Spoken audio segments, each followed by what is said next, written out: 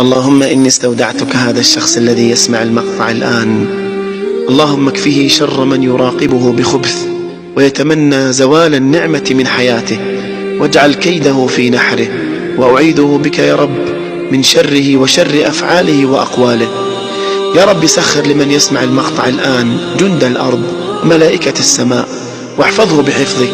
يسر له كل أمر عسير برحمتك، واجعله ممن عفوت عنهم ورضيت عنهم وغفرت لهم.